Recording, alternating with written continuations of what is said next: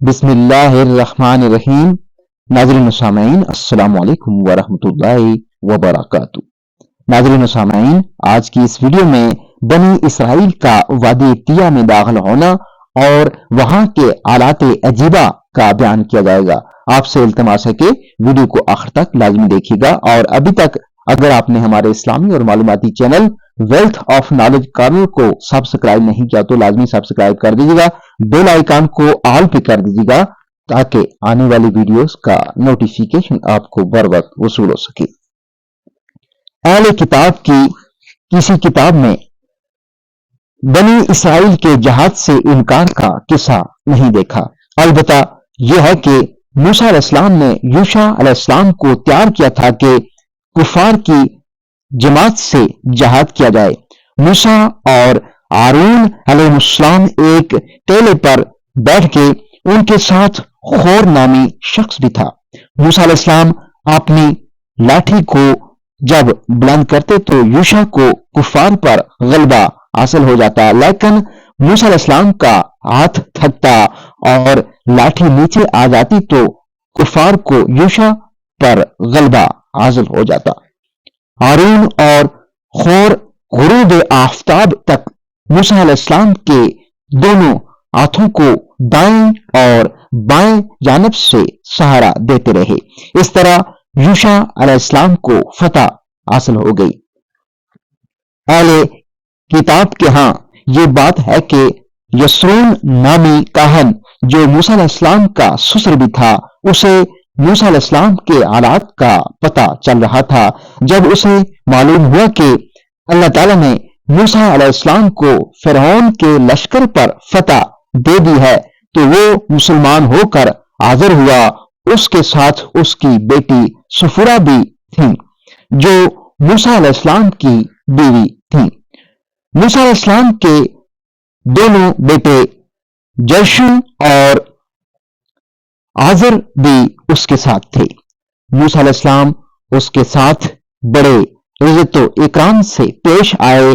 بنی اسرائیل کے سردار بھی ملنے آئے اور موسیٰ علیہ السلام کی عزت و عظمت کے قائل ہوئے۔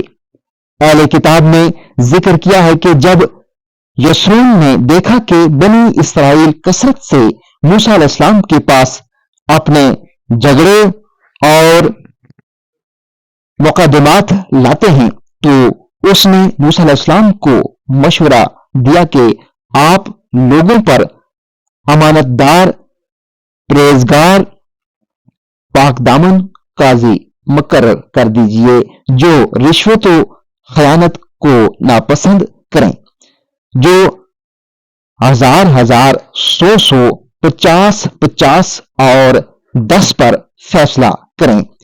جب انہیں کوئی مشکل پیش آئے تب وہ آپ کے پاس آ کر مشکل حل کروا لیں۔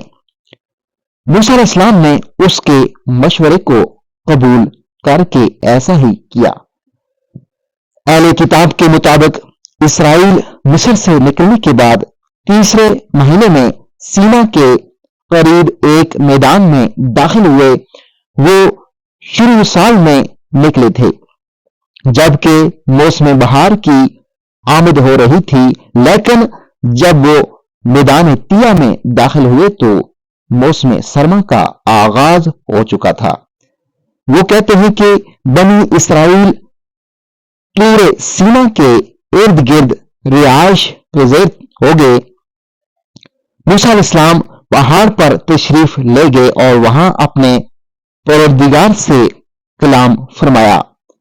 حق تعالیٰ نے انہیں حکم دیا کہ آپ بنی اسرائیل کو میری نعمتیں یاد کرائیے کہ میں نے انہیں فرعون اور اس کے لشکر سے نجات دی اور ظالم کے پنجے سے آزاد کر دیا۔ انہیں یہ بھی حکم ملا کہ بنی اسرائیل کو طہارت اختیار کرنے، غسل کرنے اور کپڑے دھونے کا حکم دیجیے تاکہ وہ تیسرے دن کے لیے تیار ہو جائیں۔ پھر جب تیسرا دن ہو تو پہاڑ کے ارد گرد جمع ہو جائیں، لیکن पहाड़ से दूर रहें। अगर कोई करीब जाएगा तो उसे कत्ल कर दिया जाएगा। हत्ता के जानवरों में से भी कोई जानवर पहाड़ के करीब ना जाए जब तक कि वो बिगुल की आवाज ना सुन ले। जब बिगुल की आवाज रुक जाए तब तुम्हें इजाजत होगी कि तुम पहाड़ पर चढ़ जाओ। बनी इसराइल ने ये हुक्म सुना तो गुस्ल करने, सफाई करने और खुशबू लगाने में मसरूफ हो गए। अहकामात पर अमल शुरू कर दिया। जब तीसरा दिन आया तो एक बड़े बादल ने पहाड़ को ढांप दिया। उसमें से आवाजें आ रही थीं और बिजलियां कूद रही थीं। सूर फूंकने की आवाज शिद्दत से आ रही थी। बनी इसराइल उससे बहुत खौफजदा हुए और पहाड़ के दामन में आकर ठहर गए।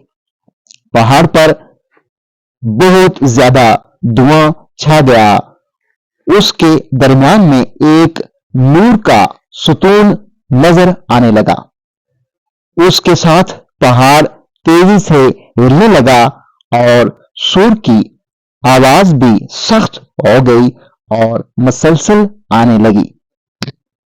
मूसा अलैहिस्सलाम उस दौरान पहाड़ पर परवरदिगार तआला से कलाम फरमा रहे थे और मुनाजात में मसरूफ थे। अब अल्लाह ताला ने मूसा अलैहिस्सलाम को हुक्म दिया कि पहाड़ से नीचे उतर जाइए और बनी इसराइल को हुक्म कीजिए कि वो पहाड़ के करीब आ जाएं ताकि अल्लाह ताला की वसीयत को सुन सकें। बनी इसराइल के उलमा को हुक्म मिला कि वो करीब होकर पहाड़ पर चढ़ें ताकि उन्हें भी अल्लाह ताला का कुर्ब नसीब हो।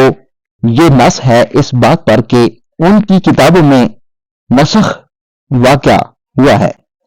मूसा अलैहिस्सलाम ने अर्ज किया, ऐ मेरे परवरदिगार, जब वो पहाड़ पर चढ़ नहीं सकते, आपने उन्हें इसी से रोका हुआ है। हुक्म हुआ कि आप जाकर अपने भाई हारून को लेकर आएं और बनी इसराइल के काहन, उलमा और बुजुर्ग लोग दूर न रहें। मूसा अलैहिस्सलाम ने ऐसा ही किया। अल्लाह ताला ने मूसा अलैहिस्सलाम से कलाम फरमाया और 10 कलिमात इरशाद फरमाए। अहले किताब का ख्याल है कि बनी इसराइल ने भी अल्लाह ताला के कलाम को सुना था, लेकिन बात उनकी समझ में ना आ सकी और मूसा अलैहिस्सलाम ने उन्हें समझाया। वो मूसा अलैहिस्सलाम से कहने लगे कि रब ताला की तरफ से जो पैगाम आपको पता चला है वो हमें सुना दीजिए। हमें अपने बारे में मौत का खतरा है। मूसा अलैहिस्सलाम ने उन्हें 10 कलिमात बतला दिए। अल्लाह ताला की इबादत करो जिसका कोई शरीक नहीं। अल्लाह ताला के नाम की झूठी कसम न खाओ। हफ्ते को इबादत का दिन बना लो।